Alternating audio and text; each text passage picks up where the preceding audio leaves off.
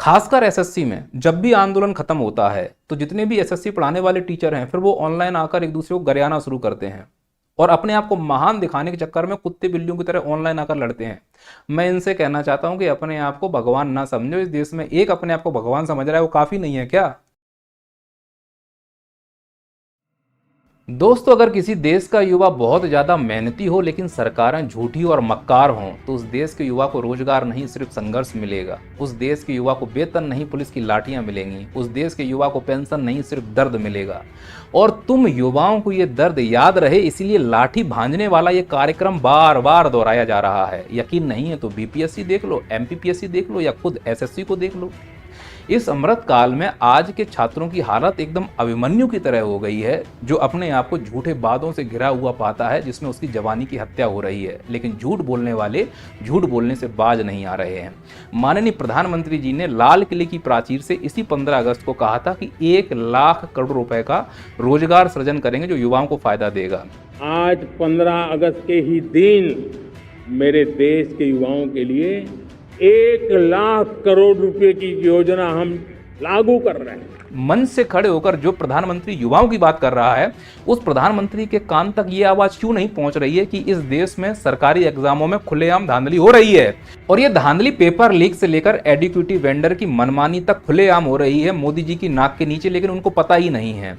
SSC के छात्र वर्तमान सरकार से क्या चाहते हैं? वो ये कहते हैं कि हम तुमसे कोई खैरात नहीं मांग रहे हैं, और एसएससी के छात्र को मालूम है कि वर्तमान सरकार की औकात भी नहीं है कि वो कुछ दे पाए, ये सिर्फ झूठे भाषण दे सकते हैं। एसएससी का छात्र वर्तमान सरकार से डंके की चोट पर ये कह रहा है कि तुमने लिया है हमसे 400-500 रुपए प्रति फॉर्म पैसा, तो उस पैसे के बदले में तुमसे हम चाह रहे हैं सेवा, और वह सेवा पूरी तरह से पारदर्शी हो और उसमें किसी प्रकार का भ्रष्टाचार ना हो। वही भ्रष्टाचार जिसके लिए माननीय प्रधानमंत्री मन से खड़े होकर कहते हैं ना खाऊंगा ना खाने दूंगा, और इसी प्रधानमंत्री की दाढ़ी के नीचे एडिक्विटी जैसा बेंडर खुलेआम पैक करके ले जा रहा है, चूं तक नहीं कर पा रहे हैं। इसके 2 ही कारण हो सकते हैं, या तो माननीय प्रधानमंत्री जी को खुद इसका कमीशन जाता होगा, या फिर वो अपनी तरह पूरे भारत के लोगों को अनपढ़ बनाकर चाय बेचने वाला बनाना चाहते हैं। 2 में से कोई एक बात हो सकती है। क्या मांग कर रहा है एसएससी का छात्र माननीय प्रधानमंत्री जी आपसे? वो ये मांग कर रहा है कि जो वेंडर आपने लगाया है वो सही तरीके से एग्जाम नहीं ले रहा है, जानबूझकर गलत जगह सेंटर भेजे जा रहे हैं। अंडमान के बच्चे को जम्मू कश्मीर, जम्मू कश्मीर के बच्चे को गुजरात, गुजरात के बच्चे को कर्नाटक, पूरे भारत भ्रमण करवाओगे क्या? और वो पैसा कहाँ से आएगा? जैसे तैसे तो बेचारा एग्जाम की जुगाड़ कर पा रहा है पैसे की, और भ्रमण के लिए कहाँ से पैसा देंगे बताइए मुझे आप। चलो जैसे तैसे इन गरीब बच्चों के माता पिता कर्जा लेकर इस उम्मीद से व्यवस्था करते हैं कि चलो एग्जाम तो अच्छे से हो पाएगा। माननीय प्रधानमंत्री जी, आपके दाढ़ी के नीचे यह एडिक्विटी वेंडर वो एग्जाम भी अच्छे से नहीं ले पा रहा है। इतना पैसा लेने के बाद भी इक्विपमेंट अच्छे से नहीं दे पा रहा है। कहीं कीबोर्ड खराब है, कहीं माउस खराब है, कहीं पर मॉनिटर खराब है, किसी क्लास में चलते दौरान सर्वर क्रैश हो गए, कहीं इन्विजिलेटर अच्छे से बात नहीं कर रहे हैं। कुल मिलाकर ऐसा लग रहा है जैसे फॉर्मेलिटी की जा रही हो इस देश के साथ, इन युवाओं के साथ। और जहां पर पेपर अच्छे से हो पा रहा है वहां पहले से टिक करके लगा दिया है, और कहीं पर प्रश्न का लेवल तो इतना घटिया है कि बताओ यह छपरी गाना किसने गाया था, उसका नाम बताइए। मुझे तो डर है प्रधानमंत्री जी कहीं वो आपको लेकर प्रश्न ना बना दे एसएससी कि बताइए प्रधानमंत्री जी के बारे में निम्न में से कौन सा कथन सत्य है। पहला, झूठे प्रधानमंत्री हैं, डरपोक प्रधानमंत्री हैं, मक्कार प्रधानमंत्री हैं, या कतई नंगे प्रधानमंत्री हैं। तो मुझे लग रहा है बच्चा ऑप्शन डी लगा के आएगा, क्योंकि जिस प्रकार से नंगियाई आपके दाढ़ी के नीचे हो रही है ना छात्रों के साथ, वह बर्दाश्त नहीं हो रही है। ऐसा कौन सा मदमस्त है आपकी, आपको पता ही नहीं है कि छात्र रोड पर बैठा हुआ है? ऐसी कौन सी मदमस्ती आपके अंदर छाई हुई है, और ऐसा कौन सा घमंड है सत्ता का आपको? और अगर अहंकार नहीं होता तो दिन दहाड़े सड़कों पर छात्रों को जिस प्रकार से प्रताड़ित किया जा रहा है, माननीय प्रधानमंत्री जी इसका स्वतः संज्ञान ले लेते। क्योंकि मैं मानता हूं प्रधानमंत्री जी उन व्यक्तियों में आते हैं जो हिंगनी मुतनी बातों पर भी ट्वीट कर दें, तो क्या वो छात्रों को लेकर संवेदनशील नहीं हो सकते? चलो 2 मिनट के लिए मान लेता हूं कि प्रधानमंत्री जी बिजी रहते हैं, अधिकांश समय फ्लाइट मोड पर रहते हैं, देश से ज्यादा विदेश की चिंता होती है, तो हो सकता है छात्रों के साथ जो प्रताड़ना हो रही है उसकी खबर उनको ना हो। यह अंदेशा हम सब शिक्षकों को लग गया था, इसीलिए 31 जुलाई को हम सभी शिक्षक, देश से जितने भी सम्मानित शिक्षक थे, वो डीओपीटी विभाग पहुंचते हैं यह बताने के लिए सरकार को कि जो एडिक्विटी आपने वेंडर चुना है आपकी दाढ़ी के नीचे वो दिन दहाड़े भ्रष्टाचार कर रहा है, उसको रोकिए। यह हमारे देश के युवाओं का भविष्य खराब कर देगा, और देश के युवा ही देश का भविष्य है, तो देश का भविष्य खराब हो जाएगा। 2047 तक हम विकसित नहीं बन पाएंगे। हमें लगा कि शायद इनको खबर नहीं थी, हम तो बताने गए थे दिल्ली में। हुआ क्या, जो प्रधानमंत्री लोकतंत्र की डींगे मारता है अंतर्राष्ट्रीय स्तर पर, उसी लोकतंत्र में शांतिपूर्ण तरीके से हम लोगों को वार्ता करने का अधिकार नहीं दिया। जो प्रधानमंत्री अंतरराष्ट्रीय स्तर पर वैश्विक गुरु बनाने का डंका पीटता है, उसी प्रधानमंत्री के शासनकाल में गुरुओं पर लाठीचार्ज किया गया, एक का हाथ तोड़ दिया गया।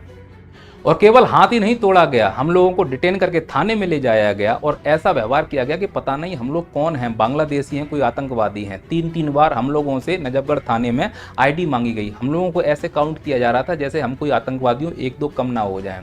एकदम इस प्रकार से व्यवहार किया गया कि भविष्य में अगर तुम इस प्रकार की कोई आवाज़ उठाते हो तो तुमको इसी प्रकार से प्रताड़ित किया जाएगा। वो सीधा स्पष्ट मैसेज था। जो वहाँ थोड़ी सी आवाज़ उठा रहे थे उनके ऊपर FIR कर दी गई। किस बात के लिए FIR कर दी गई? एडीक्यूटी पर FIR होनी चाहिए थी या उसका पोल खोलने वाले टीचरों के ऊपर FIR होनी चाहिए थी? क्या यही है अमृतकाल? इस देश में सब कुछ उल्टा हो रहा है। मन से खड़े होकर जितना भोले और मासूम बन रहे हो उतने अंदर से खतरनाक होते जा रहे हो। माननीय मोदी जी, आप देश के युवाओं के लिए, देश के युवा की लुल्ली बजा के रखी हुई है आपने झूठे भाषणों के चलते। आज देश का युवा एकदम बेरोजगारी की उस चरम सीमा को पार कर चुका है जिसमें उसका फ्रस्ट्रेशन, उसका जो ईगो है वो हर्ट होने वाला है। अगर ईगो हर्ट हो गया ना युवाओं का, तो ये मानिए प्रधानमंत्री जी बड़ा कष्ट हो जाएगा, क्योंकि युवा ही इस देश का भविष्य है और भविष्य का ईगो हर्ट नहीं होना चाहिए, मैं ये मानता हूँ। और ये बात मोदी जी भी जानते हैं कि युवाओं की ईगो को हर्ट करके भविष्य की राजनीति नहीं की जा सकती। इसीलिए इन लोगों की क्रोनोलॉजी समझो कि युवाओं को ये कैसे ट्रीट करते हैं। सबसे पहले भारत के युवाओं को ये देते हैं मानसिक प्रताड़ना। जो नहीं झेल पाते वो करने आते हैं आंदोलन, फिर उनको दम से कुचलते हैं। अगर कुचलेंगे तो न्यूज़ में खबर चलेगी, तो न्यूज़ वालों के मुंह में पैसे भर देंगे। कुछ स्वतंत्र यूट्यूबर होते हैं, अगर वो आवाज़ उठाते हैं और जनता को बताते हैं कि सरकार ने गलत किया है, तो जनता की नज़रों में सरकार अच्छी बनी रहे, इसलिए वो ड्रामा करते हैं कि जो भी मांग है उसके लिए हम मीटिंग करने को तैयार हैं। हम आश्वासन देते हैं कि तुम्हारी मांग को पूरा किया जाएगा। क्यों भाई, आश्वासन तक की नौबत क्यों आई है? प्रश्न ये है कि हमें आंदोलन क्यों करना पड़ा और ये धांधली क्यों हो रही है, उसके लिए आपने पहले कोई प्रावधान क्यों नहीं किया? ये आश्वासन वाला खेल क्यों खेल रहे हो? और रही बात आश्वासन की, तो भारत के सभी युवाओं से कहना चाहता हूं, वर्तमान सरकार का कोई भी मंत्री अगर गर्म तवे पे नंगा होकर बैठकर भी कहे कि मां कसम मैं सही बोल रहा हूं, तो उसकी बात पे यकीन मत करना। और यह बात मैं मध्य प्रदेश के मुख्यमंत्री डॉक्टर मोहन यादव जी के लिए बोल रहा हूं। और वही हुआ 31 जुलाई को जब DOPT का घेराव किया था। वही आश्वासन का खेल हुआ। आश्वासन के बाद हुआ कुछ नहीं। क्या हुआ? वही प्रोसेस, वही परेशानी, वही भ्रष्टाचार सामने आया।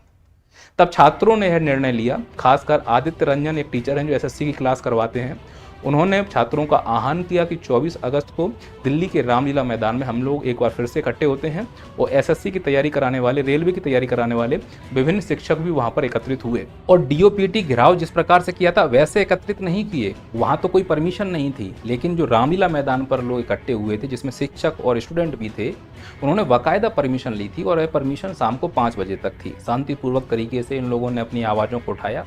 अब इन लोगों से कोई मिलने नहीं आया। अगले दिन की भी परमिशन थी, लेकिन संख्या ज़्यादा देखते हुए अगले दिन की परमिशन कैंसिल कर दी गई।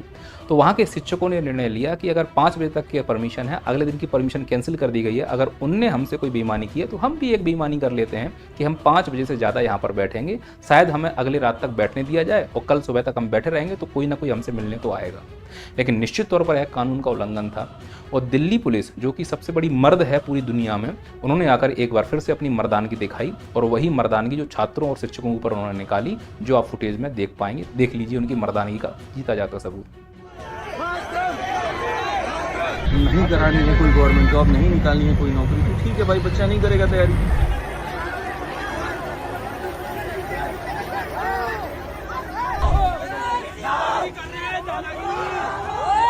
तो कुछ इस प्रकार से दिल्ली ने अपनी मर्दानगी छात्रों के ऊपर, छात्राओं के ऊपर, शिक्षक के ऊपर, शिक्षिकाओं के ऊपर लाठियां भांज कर निकाली।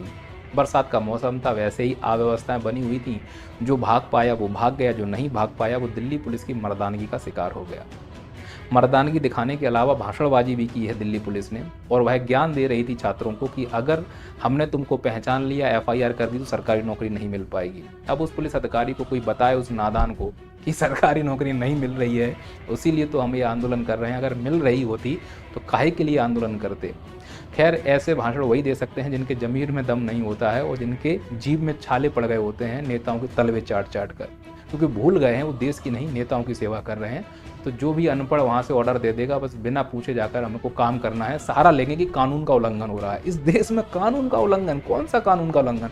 खाली पड़े मैदान में बैठकर बस सिर्फ यही तो कर रहे थे कि SSC होश में आओ, इसके अलावा कौन सा कानून का उल्लंघन हो गया? अच्छा, ये भी देखो, मर्दानी का और लेवल देखो जरा, कि लल्लन टॉप की टीम जो कि हर बार छात्रों के साथ खड़ी रहती है, उस लल्लन टॉप की टीम ने भी जाकर कवर किया। उस पूरे फुटेज को कवर कर रही थी तो पुलिस ने आकर लल्लन टॉप के पत्रकार को गिरफ्तार कर लिया। बड़ी शर्म की बात है, पत्रकारों को गिरफ्तार कर रहे हो, ऐसी क्या है? बोल रहे हैं कि भाई तुम संदिग्ध हो। संदिग्ध कौन सा आतंकवादी है इस देश में? किसान आतंकवादी, छात्र आतंकवादी, पत्रकार आतंकवादी। साला शरीफ तो इस देश में सिर्फ नेता ही रह गए हैं, बाकी तो सब के सब आतंकवादी हैं। खैर जो भी हो, जो मर्दानगी दिखाई थी दिल्ली पुलिस ने, वो हो छात्र छात्राएं जिस प्रकार से गिड़गड़ा रहे थे, शायद उस दर्द की आवाज़ हमारे बहरे प्रधानमंत्री तक पहुंच जाती, अनपढ़ प्रधानमंत्री तक पहुंच जाती, झूठे और मक्कार प्रधानमंत्री तक पहुंच जाती कि तुम्हारी दाढ़ी के नीचे इस देश के युवाओं की ये हालत हो रही है। और सिर्फ उसी भाषण और वादे को लेकर हम इस विश्वास से आए थे कि तुमने कहा था कि हम रोजगार देंगे, तुमने कहा था हम भ्रष्टाचार खत्म कर देंगे। ना तो तुम रोजगार दे पाए और ना तुम भ्रष्टाचार खत्म कर पाए हो। लुल्ली बजा के रखी है तुमने युवाओं की। खैर लाठियां भांज के भगा देने से, रामलीला के मैदान से हट जाने से आंदोलन खत्म नहीं हो रहा है। अब तो आवाज़ उठाएगा छात्र अपने अधिकारों के लिए। तो मैं उन छात्रों से, उन लोगों से हाथ जोड़कर निवेदन करना चाहता हूं जो बहुत जल्दी इस निष्कर्ष पर पहुंच जाते हैं कि ये आंदोलन खत्म हो चुका है, ये आंदोलन फेल हो चुका है। आंदोलन तब फेल थोड़ा होता है जब हमारे ऊपर कोई लाठियां भांज दे। आंदोलन तब भी फेल नहीं होता है जब कोई हमसे मिलने ना आए। आंदोलन तब भी फेल नहीं होता है जब हमारी कोई बात नहीं माने। आंदोलन तब फेल होता है जब हमारी एकता खत्म हो जाए। और हम यह देख पा रहे हैं कि छात्रों के बीच में भी और खासकर शिक्षकों के बीच में वो यूनिटी नहीं दिख रही है। दिल्ली के वे सभी शिक्षक जो एसएससी रेलवे पढ़ा रहे हैं, सरस्वती माता उनके ऊपर पूरी तरह से विद्वान है। एक से एक बड़े सवालों को चुटकियों में हल कर देते हैं। पता नहीं क्यों वो आपस में उतनी मैच्योरिटी नहीं दिखा पा रहे हैं कि तुम्हारा इस प्रकार से कुत्ता बिल्लियों की तरह लड़ना छात्र और छात्राओं का मनोबल तोड़ रहा है। अपनी व्यक्तिगत लड़ाई को आप एक कमरे में समेट कर रख दें। ऑनलाइन मंच सार्वजनिक होता है, वहाँ पर इस प्रकार की लड़ाई ना करें। और मैं ये बात इसलिए बोल रहा हूँ क्योंकि लड़ाई बहुत लंबी है। हमें आपस में एकजुट रहना ही पड़ेगा, खासकर ऑनलाइन मंच पर आकर। आप बंद कमरे में लड़ लो, कोई दिक्कत नहीं है, लेकिन ऑनलाइन मंच पर एक ही मैसेज देना है कि हम सब बराबर हैं, सिर्फ छात्रों के लिए लड़ रहे हैं। अगर हम आपस में इस प्रकार से लड़ते रहे तो भविष्य में इस प्रकार के आंदोलन इसी तरह से फेल होते रहेंगे। तो हमारा फेलुअर तब होगा जब हम आपस में लड़ जाएंगे। याद रखना है कि सरकार से हम भरोसा नहीं कर सकते, विश्वास नहीं कर सकते हैं, और ना ही कोई हमें अब न्यायालय से उम्मीद है। भारत में कुत्तों को 10 दिन में न्याय मिल रहा है, लेकिन एमपीपीएससी के बच्चे पिछले 5-8 साल से अटके हुए, उनको न्याय नहीं मिल पा रहा है। प्रणाली को लेकर संज्ञान नहीं लिया जा रहा है कि आखिरकार छात्र इतना परेशान क्यों हैं। तो सिस्टम में जब जंग लग जाती है, जब सिस्टम की संवैधानिक संस्थाओं पर प्रश्न चिन्ह खड़ा होने लगता है, तो मन की आत्मा कहती है कि ये संवैधानिक संस्था है, इनके ऊपर बोलने का तुम्हें कोई अधिकार नहीं है, इनका अपमान करने का तुम्हें कोई अधिकार नहीं है। तो एक तरफ देशभक्ति का कर्तव्य ये कहता है कि इन संवैधानिक संस्थाओं का दिल से सम्मान करो, लेकिन संवैधानिक संस्थाओं का सम्मान कर रहा हूँ, यहाँ संवैधानिक संस्था संबंधित है, ये संविधान नहीं है। ये बात समझना। किसी एक संवैधानिक संस्था का अपमान करने का मतलब ये नहीं कि हमने संविधान का अपमान कर दिया। किसी एक पद का अपमान करने का मतलब नहीं कि हमने संविधान का अपमान कर दिया, क्योंकि जिस पद का हम अपमान कर रहे हैं वहाँ पर कोई एक व्यक्ति बैठा है, तो उस व्यक्तिगत विशेष के लिए हम बात कर रहे हैं कि आप अपने कर्तव्यों का निर्वाह नहीं कर रहे हैं। यह भी तो एक प्रकार का अपमान है। तो अपमान तो सभी कर रहे हैं, पर हमें अपने कर्तव्यों का निर्वाह करना है। सच्चे देशभक्त के रूप में हमें अपने आप को प्रस्तावित करना है, और यही है कि हम सभी संवैधानिक संस्थाओं का सम्मान करते हैं, सभी पदों का सम्मान करते हैं, संविधान का ही सम्मान करेंगे और संविधान का ही सम्मान करते हैं और करते रहेंगे। लेकिन उसके लिए सभी नेताओं, सभी संवैधानिक पदों पर बैठे अधिकारियों से निवेदन करेंगे, आप भी अपने कर्तव्यों को समझिए। जिस उद्देश्य से आपको स्थापित किया गया है, आप उन उद्देश्यों को पूर्ति कीजिए। किसी व्यक्तिगत हित के लिए, किसी व्यक्तिगत नेता के लिए आप उनके तलबे मत चाटिए। देश सर्वोपरि है, देश रहना चाहिए, नेता और पार्टियां आती जाती रहेंगी। जय हिंद, जय भारत।